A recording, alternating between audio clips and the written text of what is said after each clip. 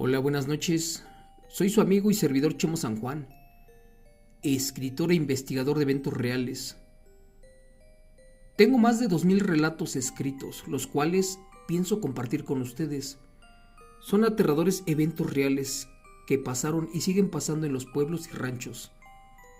Esta noche compartiré 3 aterradoras experiencias con nahuales o seres híbridos. El primero lleva por título Mi tío es una bestia nahual. Señor Chemo San Juan, buenas noches. Soy el señor Omar Pérez y pertenezco al estado de Tlaxcala. Les quiero compartir un pequeño evento real con un nahual.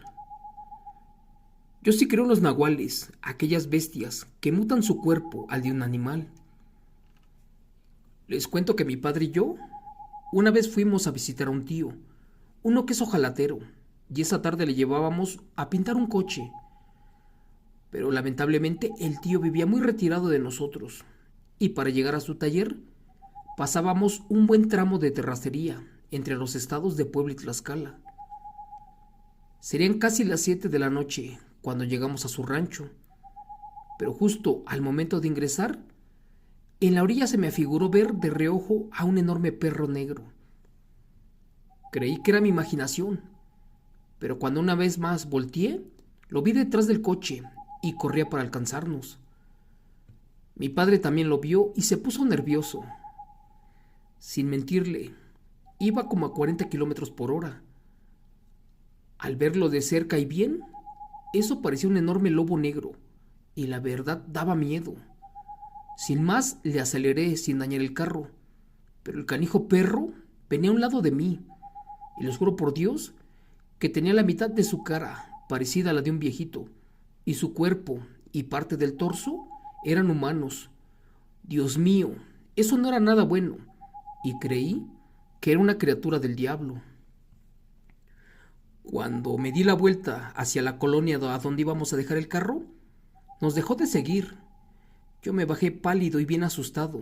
Mi padre solamente dijo que por eso nunca los iba a visitar, por lo mismo de que siempre le hacían ese tipo de bromas y hasta nos asustaban, pensando en que nos podían lastimar. Algo impresionado le pregunté a mi padre que de quién hablaba, pero este guardó silencio y ya no dijo nada. Al ingresar el auto al taller, mis primos me preguntaron que si estábamos bien, ya que yo andaba asustado y pálido. Le comenté que al ingresar al rancho, un perro negro parecido a un lobo me venía persiguiendo e iba corriendo a casi 80 kilómetros por hora, y que cuando me alcanzó y me miró, la verdad me provocó mucho miedo, y más porque casi chocamos. Ellos solamente se rieron y se vieron a los ojos uno a otro, y les dio nuevamente mucha risa. Después de que les pregunté por mi tío, me dijeron que de seguro estaba por allí asustando a la gente y que no tardaba mucho. Por último solo dijeron que a nosotros se nos había parecido el nahual de Tlaxcala, un enorme ser, uno que cambiaba su cuerpo a placer por el de un enorme animal. Curiosamente, después llegó mi tío, todo sudado, agitado y con mucha tierra en los zapatos. Parecía que hubiera corrido un buen tramo, pero bueno, algo aquí no cuadraba, y hasta ese momento yo no sabía qué cosa era un nahual, ni por qué. Mi tío llegó todo cansado, pero al final de cuentas, ahora me importaba qué cosa era el ser cambiapieles, ese que mutaba su cuerpo a placer por el de un enorme animal. Pero bueno, en ese momento imaginé que mi tío era la bestia híbrida, el ser maldito. Gracias. Efectivamente, amigos, lo que acabamos de escuchar, pues no deja mucho a la imaginación. Si nos damos cuenta, el tío les jugaba bromas y él era el nahual. Como se los he dicho en anteriores relatos, hay nahuales buenos, nahuales traviesos y nahuales que solamente roban para subsistir o sobrevivir. Y en este caso, gracias a Dios, era uno de ellos. Amigos, este relato lleva por título El pueblo fantasma de los nahuales. Me lo compartió el señor Carlos Cantú y nos dice que su padre fue un trailero y tuvo un aterrador encuentro en un pueblo lleno de nahuales. Comenzamos. Señor Chemo San Juan, mi padre me contó que una tarde, cuando era muy joven, iba manejando por la carretera Texcoco, dirección Calpulapan, para llegar a cierto destino en Tlaxcala. Pero por venir platicando con mi madre se perdió, y como estaba todo oscuro, no tomaron la carretera correcta. Siguió manejando el tráiler, y cuando notó estaba totalmente perdido. Para eso se tuvieron que desviar y retornar, pero pues el único camino que había los aventó a los límites del Estado de México, allí por Texcoco. Sin saberlo fueron a parar con lo que parecía un pueblo abandonado. En ese tramo del camino se encontraron a un viejito, uno que se veía molesto, y a este le preguntaron que si sabía cómo regresarse a la carretera para Calpulapan. El viejito les dijo que no, y que no los quería en ese lugar. Mi padre, molesto por la actitud del anciano, siguió manejando hasta meterse a una ranchería con algunas casas. Sin más se bajaron del tráiler y se metieron caminando al pueblo para buscar ayuda, para salir de allí, pero pues no había nadie. Solo se veían muchas casitas como abandonadas, y cuando se regresaron por donde entraron, ya no estaba la carretera. De hecho, solo era terracería y un camino de piedras. Eso les estuvo dando vueltas y vueltas por varias horas en ese extraño lugar, del cual no podían salir. En eso, quién sabe de dónde, salió un enorme perro, uno muy parecido a un lobo, el cual se puso de pie, quedando en dos patas, y les dijo que allí no eran bienvenidos, que si querían salir de allí, tenían que hacer lo que les indicara. Primero les pidió que manejaran el tráiler en línea recta, que tenían que pasar por las piedras, y que al momento de encontrarse con una enorme pared, no dejaran de manejar, que eso era una protección para los nahuales, y así evitar que sean molestados por los humanos. Mis padres estaban asustados con lo que escucharon de la boca de ese nahual. Al final de cuentas obedecieron, y cuando pensaron que se estrellaban con la pared, increíblemente cruzaron por allí. Y nunca se estrellaron. Todo era extraño y raro. Manejaron 2 minutos más, y casi para salir de ese lugar, vieron por fin a un señor, pero no imaginaron que era el mismo que ya no los quería allí. Molesto les gritó que les diría una vez más cómo regresar, pero que tenían que jurar jamás volver.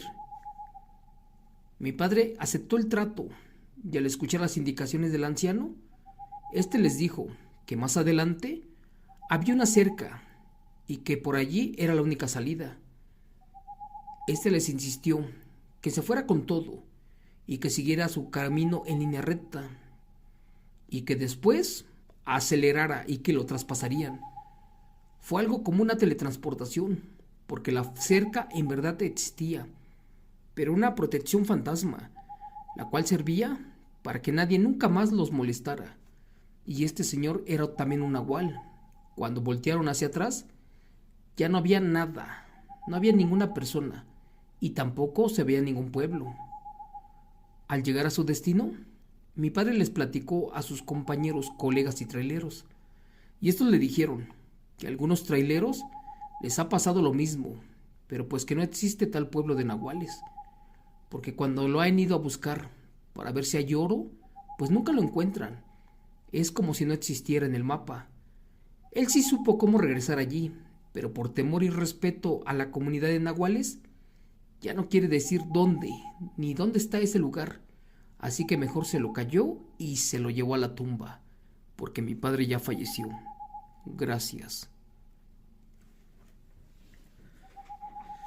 Efectivamente, amigos, Tlaxcala, el estado de Tlaxcala, colinda con el estado de México y Puebla. Es un lugar con mucha actividad paranormal.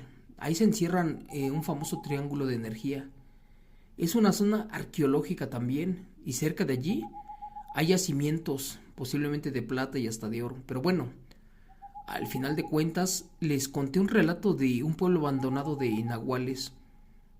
Y no quiero que me pregunten en dónde queda, porque ni yo mismo lo sé.